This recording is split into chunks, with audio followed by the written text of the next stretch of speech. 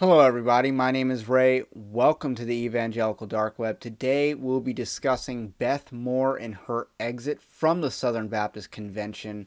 Now, it's a coincidence on my end that I just did a video on Beth Moore reviewing her sermon from a year ago, which was one of the last pre-COVID viral sermons. And I just wanted to reflect on that a year later. I filmed that last week before this news broke. And the news is that Beth Moore is exiting the Southern Baptist Convention. She did so in a coordinated media announcement, which involved a very superfluous article written as a fluff piece on her behalf by Religion News Service. And so she's out of the Southern Baptist Convention. It seems like she has an amicable divorce from Lifeway, which has bankrolled her empire. And the article really just wants to talk about how, Trump is to blame for her exit from the Southern Baptist Convention. It really just wants to blame Trump. And it's ridiculous and not self-aware. It's not an honest piece of journalism whatsoever. They cannot hide their bias. They are simping for Beth Moore. And, that's who Religion News Service's audience is. A lot of pagans, a lot of woke pronouns and bio social media Karens. One thing I did find useful in the article was it talks about how her ministry, Living Proof Ministries, was raking in all of this money. They were reeling in the Benjamins. And then she starts speaking out against Trump, and then she's suffering a nearly $2 million loss for Living Proof Ministries. And I found that to be hilarious. It just shows go woke, go broke. And that's kind of what was happening with Beth Moore. So I think that her departure from the Southern Baptist Convention is highly strategic. It is a business move, if nothing else.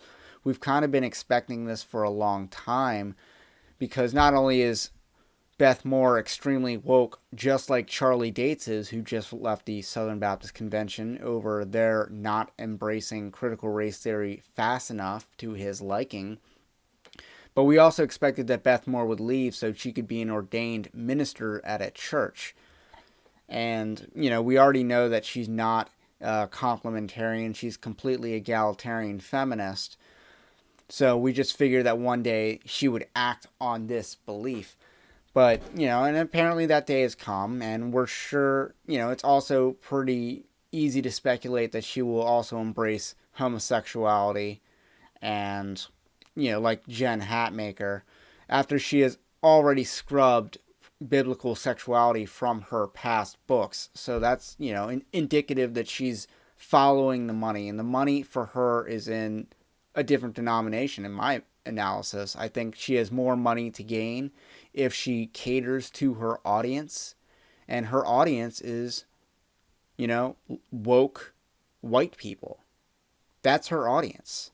Woke white women. That is Beth Moore's audience, and woke white women aren't really all that there in the Southern Baptist Convention, but they are in, the Episcopalian Church, the Methodist Church. So for her, this is a gain of she can now just completely cater to her actual audience. And I also see this as a Colin Kaepernick move. And what do I mean by that? Colin Kaepernick was on the decline in his NFL career. His days as a quarterback were numbered. And so he just was pouting one day during the national anthem. He was sitting down. And then when that got media attention, he decided to turn that into a brand. And that's what Colin Kaepernick did. And Beth Moore's, saw that. I'm sure she's commented on that in the past. And she's basically doing the same thing. She knows that her career in the Southern Baptist Convention is in decline. So she's going to parlay that into a thriving career outside of the convention, outside of the denomination.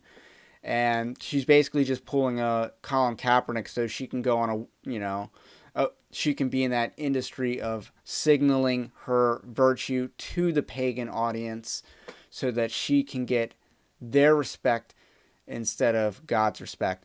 So that's what I think Beth Moore is doing. Beth Moore, I maintain wholeheartedly that she is a false teacher.